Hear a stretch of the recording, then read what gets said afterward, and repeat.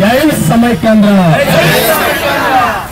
ఈనాడు సమైక్యాంధ్ర ఉద్యమంలో భాగంగా మరి పాలిటెక్నిక్ జేఏసీ ఆధ్వర్యంలో దాదాపు కోర్మణపాలెం నుంచి ఇటు కాంప్లెక్స్ దాకా ఒక టెంట్ కూడా లేదు. ఏకైక టెంట్ ఓన్లీ పాలిటెక్నిక్ జేఏసీ ఆధ్వర్యంలో నడుస్తున్నప్పుడు వారందరికీ ముఖ్యంగా ఉద్యమం ప్రారంభం దగ్గర నుంచి మరి పాలిటెక్నిక్ లెక్చరర్స్ అసోసియేషన్ అధ్యక్షులు చంద్రశేఖర్ రావు గారు కంటిన్యూగా ఏపీఎస్ఆర్టీసీతో చక్కటి సంబంధాలు మెయింటైన్ చేస్తూ ప్రతి ఉద్యమంలో కూడా మమ్మల్ని భాగస్వామ్యం చేస్తూ ఈరోజు ఈ టెంట్లో కూడా మరి ఏపీఎస్ఆర్టీసీ సోదరి మనల్ని భాగస్వామ్యం చేసినందుకు మరొక్కసారి పాలిటెక్నిక్ జేఏసీకి అందరి తరఫున అభినందనలు తెలుపుతున్నాం.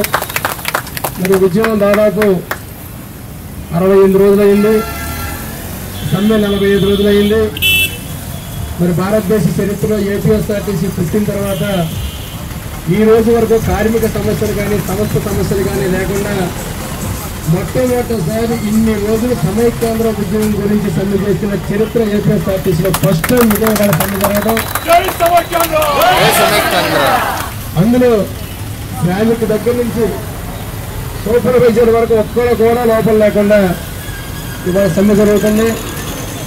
పొరపాటున సమైక్యాంధ్ర ఇచ్చేయాలని చెప్పి సమ్మె మిత్రాలు ఏమన్నా మా బస్సులు గ్యారేజ్ నుంచి కదలాలంటే ఇంకో 2-3 రోజులు పడతాయి. ఎందుకంటే దాదాపు 45 రోజుల నుంచి ఆగిపోయి కాబట్టి మొత్తం బ్యాటరీలు టైర్లు అన్ని డౌన్ అయిపోయి ఇవాళ మళ్ళీ ఇంకో 2-3 రోజులు సమ్మె కంటిన్యూ అయ్యే పరిస్థితి ఉందా. ఆ రకమైన ఉద్యమ స్ఫూర్తి ఇవాళ ఏపీఎస్ఆర్టీసీలో కలగటానికి ప్రధానమైన కారణం విభజన ప్రక్రియ సిడబ్ల్యూసీ నిర్ణయం ఇచ్చినట్టునే సీమాంధ్రలో ఉన్నటువంటి రాజకీయ నాయకులు, వివిధ పార్టీలకు సంబంధించిన రాజకీయ నాయకులు కానీ, పార్లమెంట్ సభ్యులు కానీ, శాసనసభ్యులు కానీ, మంత్రులు కానీ ఈ ఉద్యమానికి ముందుండి స్ఫూర్తిదాయకంగా నడిపించాల్సిన ప్రజాప్రతినిధులే ఉద్యమానికి తూట్లు పట్టడానికి లోపల ఇంటర్నల్ అండర్స్టాండింగ్ పెట్టుకుని ఈ ప్రకటన రావడానికి వీళ్లే కారణమని స్పష్టంగా తెలిసే విధంగా ఇవాళ మనకి ఏదైతే జరగడం జరిగిందో, ఆనాడు తెలంగాణలో జరిగిన సకల సమ్మెకి ఒక పార్టీ తెరాస పార్టీ డైరెక్ట్ గా సపోర్ట్ చేసింది.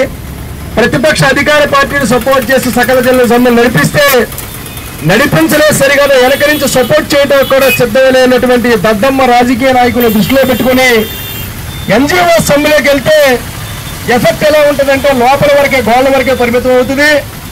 ఈ సమ్మె సామాన్య ప్రజలకు వెళ్లాలన్నా, రాజకీయ నాయకులు చల్లం రావాలన్నా, ప్రజలలో ఉత్తేజం రావాలన్నా, ఉద్యమ స్ఫూర్తి తెలియాలి అంటే మేజర్ గా ఏపీఎస్ఆర్టీసీ బస్సు ఆగితేనే ఉద్యమానికి స్ఫూర్తి వస్తుందనే ఉద్దేశంతోనే మేము ఇవాళ సమ్మెలో వేయడం జరిగింది.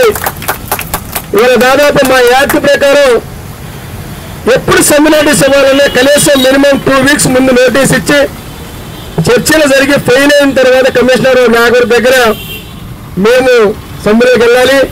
కానీ మొట్టమొదటి సమైక్యాంధ్ర ఉద్యమం గురించి కాంట్రాక్ట్ డైలీ వేజెస్ వర్కర్ దగ్గర నుంచి రెగ్యులర్ వర్కర్ వరకు, సూపర్వైజర్ వరకు ఉద్యోగం ఏమైనా పర్లేదు, తీసేసినా పర్లేదు, సమైక్యాంధ్ర ఉద్యమంలో మా ఉద్యోగం పోయిందని గర్వంగా చెప్పుకుంటా కూడా మాకు ఉంటుందని కంటిన్యూగా మేము సమ్మెలోకి వెళ్ళాలనే చట్టాన్ని కూడా పక్కన పెట్టేవాళ్ళు సమ్మెలో చేయడం జరిగింది. ఆనాటి నుంచి ఈనాటి వరకు వెనకం చేయకుండా ఆర్టీసీ వర్కర్లు ఉద్యమంలోకి వచ్చిన తర్వాత మాకున్న ఒక బ్యాటర్ ఒకటి ఇంట్లో కూర్చోలేము. ఎందుకంటే ఉంటే డ్యూటీలో ఉండాలా, లేకపోతే డిపోల దగ్గర తిరగాలి. కానీ 5 నిమిషాలు కూడా ఇంట్లో ఉంటాక మేము ఒప్పుకోము, అసలు మా మనసు ఒప్పుకోదు.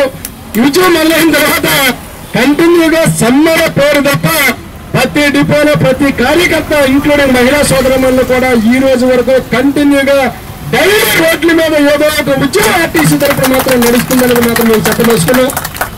మనం గర్వంగా చెప్పుకోదలుచుకుంది 58 రోజుల ఉద్యమైనా ఆనాడు ఓంకరించినటువంటి కేంద్ర ప్రభుత్వం ఇవాళ జుట్టు పీక్కుని ఏం చేయాలో అర్థం కాని పరిస్థితిలో ముందుకెళ్లాలా, వెనక్కి వెళ్ళాలా, ఏమైపోతాయనే పరిస్థితిలో దాదాపు ఈ రోజు వరకు 58 రోజులైనా ఒక్కడికి కూడా ముందుకెళ్ళని పరిస్థితి. స్టేట్మెంట్ల వరకు ఇస్తున్నారు. రూమ్ నుంచి బయటకు వస్తారు దిగ్విజయ్ సింగ్ గారు, గులాబీ ఆజాద్ గారు.